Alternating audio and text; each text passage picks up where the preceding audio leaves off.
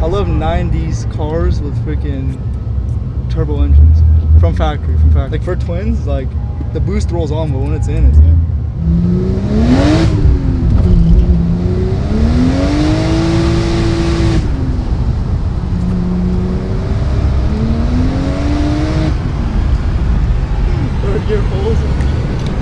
Right behind me, I have my new to me 1994 Toyota Soarer, and for the next 2 days, we're gonna be getting this thing drift ready.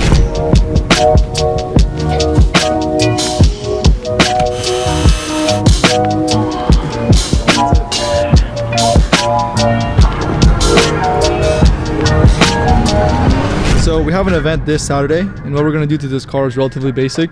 As I said before, this is just everything that I consider a must-have for drifting. You can still drift without these things, or some of these things. This is just like to get the most enjoyment for the cheapest price. This is what my build sheet consists of. So first off, we have Ruben right here.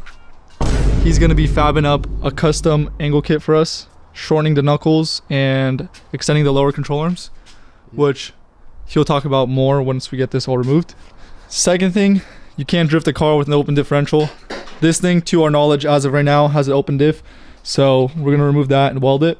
Those two things already will make your drift car a million times better. Well, make your drift car able to drift first off too. Third thing, so you guys might recall I have a S14. I'm gonna be robbing the seat and the steering wheel setup and just tossing it into this thing for now. That way I'm planning it at the track and not getting tossed around like crazy. And then fourth, just little minor maintenance things here and there. This thing needs an oil change, some belts. That's pretty much it. Now, I want to be honest with you guys, I'm not completely sold on switching over to the SC300 or SC400 chassis just yet. When I was searching for a new C-Time car, this for sure wasn't even a competitor. Like Ruben said, this is kind of just a Facebook marketplace find. I'm definitely not opposed to it, especially this being a 1JZ turbo. This is like best case scenario if you do have a SC300, SC400. But this definitely was not my first choice. So I'm going to feel it out this event. We're going to do all these little minor things here and there. We just want to do the basics, feel it out, see how I like this chassis, and then just go from there. So, yeah.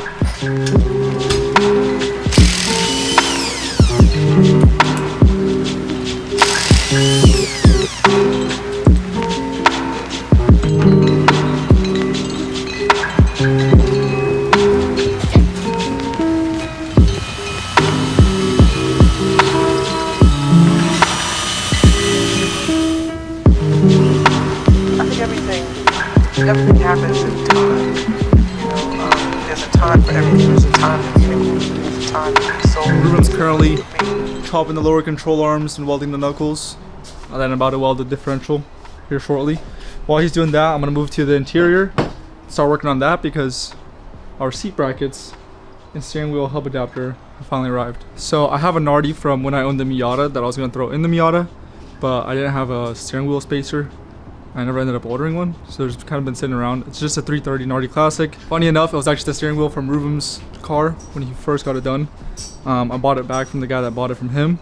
So yeah, I think I'm gonna run it in this. If that wheel feels too small or sits too close to the blinkers, then I'm gonna throw on the whole Workspell Nardi quick release setup from the 14 as well. If I end up doing that, that whole wheel setup's gonna go back to the 14 because I like how that wheel setup is. And I'll just end up ordering a spacer for this car for 330, but we'll see. I will say I am kind of sad of getting rid of these couch seats, or at least my couch seat, because I kid you not, drive home was like 230 miles. That was probably the most comfortable I've ever been doing that route back and forth. I don't know what it is, like 90s big seats, like lazy boy seats, are just the best. They're just like, they like hug you, but not really, you know what I mean? You know, but now I thank God for correction. You know, I even thank Him for hardship because it shows me exactly where I am, where I was, and where I need to be.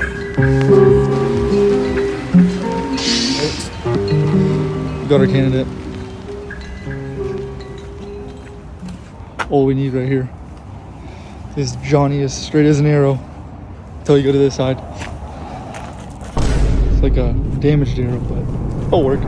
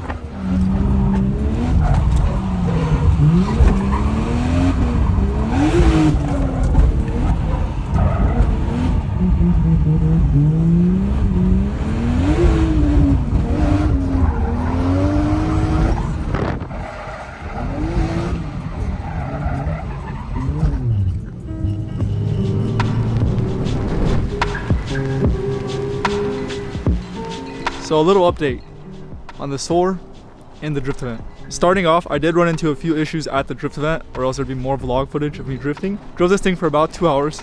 I'm absolutely in love with how yachts drift in those 2 hours. I love how much angle they hold, and I love how this wheelbase feels when you're drifting faster. Let me explain. The S14, whenever you do on-ramps and off-ramps, it's a little twitchy. Like your steering wheel, if you're hitting about 3rd gear, you just have more steering wheel play. It's like, I don't know if it's understeering or just gripping up too much, but you definitely feel the front wheels more on that than you would on something like this.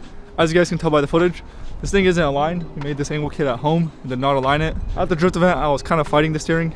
The self-steer was a little wonky. Self-steer is still a little wonky. But that's nothing that some toe adjustments can't fix. Like, a proper alignment would go a long way on this thing and make it feel super good. The other good is this thing is extremely comfortable.